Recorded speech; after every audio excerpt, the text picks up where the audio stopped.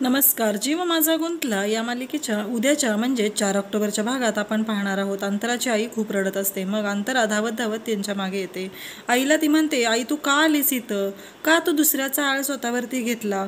तू असं का केलेलं आहेस? का आलेली आहेस तू इथे? आणि अंतराला खूप वाईट वाटतं. मग अंतरा आईला मिठी मारून रडत असते. दोघीजणी खूप रडतात.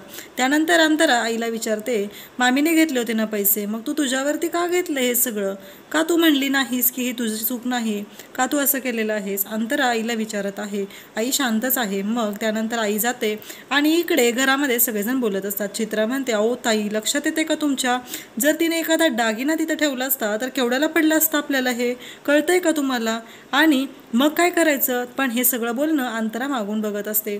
आता हे जर असंच चालू राहिलं तर घरातले आपले दागिने पैसे त्यांच्या घरी जातील, कळतंय का तुम्हाला? आणि अंतराला खूप मोठा धक्का बसतो, कारण चित्रा सगळ्यांचे कान भरत असते आणि सुहासिनीला राग आलेला असतो. आता अंतरा तिची बाजू सत्याची आहे हे सगळ्यांना कसं पटवून देईल हे आपल्याला उद्याच्या भागात पाहायला मिळणार आहे. त्यासाठी चॅनलला लगेच सबस्क्राईब करा, म्हणजे मी न्यू व्हिडिओ टाकला की त्याचं नोटिफिकेशन तुम्हाला येऊन जाईल.